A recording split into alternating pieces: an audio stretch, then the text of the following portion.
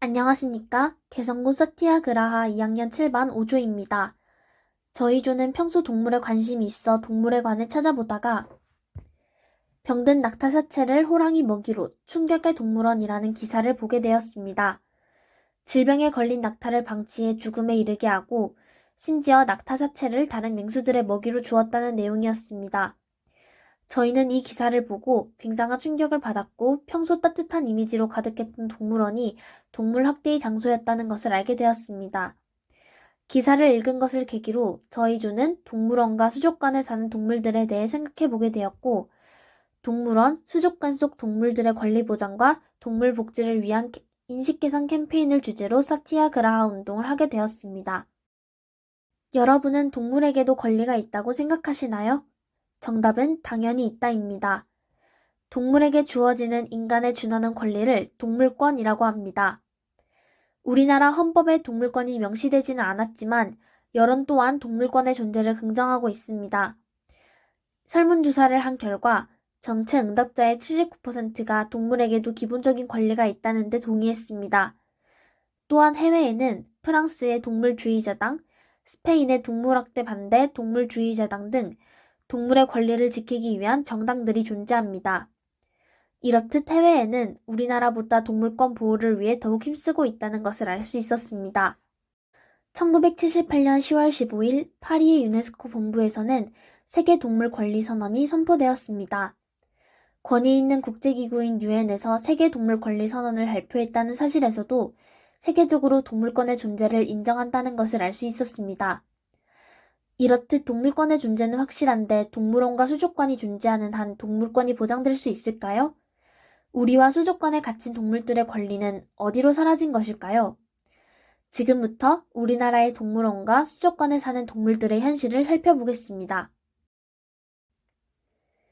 저희가 조사한 기사를 발췌해 읽어드리겠습니다.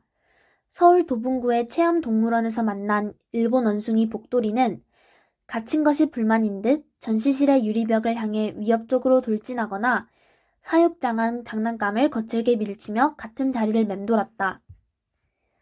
알파카와 양은 공개되지 않은 전시실에 사육되며 물도 사료도 없이 방치되어 있었고, 스트레스를 받은 앵무새는 스스로 털을 뽑고 사람을 공격하고 세균성 질병으로 탈모를 겪고 있었다.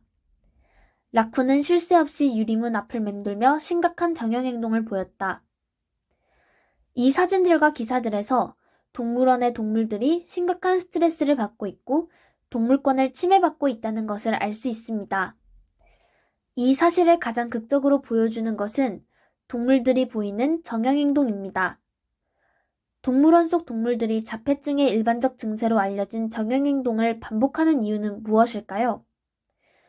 건국대 수의학과 김진석 교수는 동물이 자신이 처해 있는 환경을 스스로 통제할 수 없다 보니 지속적인 스트레스나 고통, 통증에 노출될 때 나타나는 비정상적인 행동이라고 말했습니다.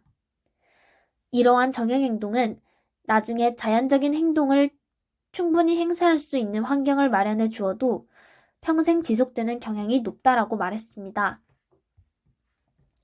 동물들이 얼마나 극심한 스트레스를 받으면 자폐의 일종인 정형행동까지 보이는 걸까요? 이 모습이 과연 동물권이 보장되고 있는 것이라고 말할 수 있을까요? 수족관 속 동물들의 현실도 다를 바 없었습니다. 쇼에 동원되고 전시되고 있는 고래들은 일반 고래들 평균 수명의 3분의 1도 살지 못합니다. 전문가들은 돌고래들이 쇼에 동원되는 과정에서 상당한 스트레스를 받고 그것이 돌고래가 오래 살지 못하는 이유라고 말했습니다. 이렇듯 우리나라 동물 복지의 현실은 참혹합니다. 세계적으로 동물 복지와 동물권에 관한 관심이 높아지고 있지만 우리나라 동물들은 아직 안전한 보금자리가 아닌 감옥에서 살아가고 있습니다. 현재 심각하게 침해되고 있는 동물권에 비해 아직 우리나라가 동물권 보장을 위해 하는 노력은 턱없이 부족한 것입니다. 이처럼 동물권이 침해되고 있던 이유는 무엇일까요? 바로 등록제 때문입니다. 우리나라에서는 동물원을 운영하고 싶으면 등록 절차만 걸치면 가능했습니다. 동물별로 맞춤형 환경이 갖추어져 있는지, 위생, 동물 복지, 응급처치 등의 여러 가지 조건이 갖추어져 있는지에 대해 심사하지 않고 그저 등록만 해주는 법률이 동물 복지를 지켜주지 못했다고 생각합니다. 국회에서 2022년도 주요 업무 계획에서 기존 등록제로 운영되던 동물원은 허가제로 전환하고 관리 사각지대에 있던 야생동물 카페 등 동물원 외 시설에서의 야생동물 전시는 금지한다라는 내용을 발표했습니다. 기존의 등록제를 허가제로 바꿈으로써 국가적 차원에서 동물권 보장을 위한 환경을 마련하는데 약간의 강제성을 띠도록 하여 학대당하고 있는 동물들을 방치하는 것이 아니라 확대당할 환경을 조성하지 않도록 하여 1차적으로 동물 학대를 예방해야 한다고 생각합니다. 그렇다면 이상적인 동물원은 어떤 동물원일까요? 이상적인 동물원의 예시로는 샌프란시스코 동물원이 있습니다.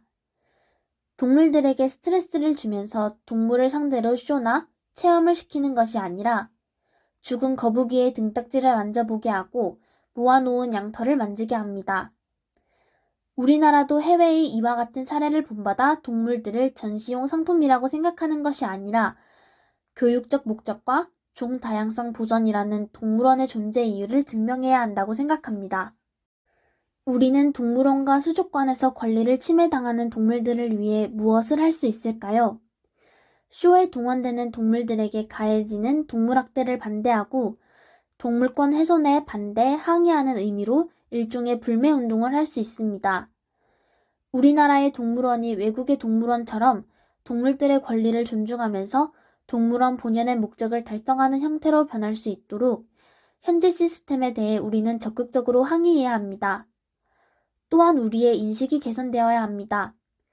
세상이 변화하면서 동물권을 보호해야 한다고 생각하는 사람들이 많이 늘었지만 아직 동물의 권리에 대한 인정과 존중이 부족한 것이 현실입니다.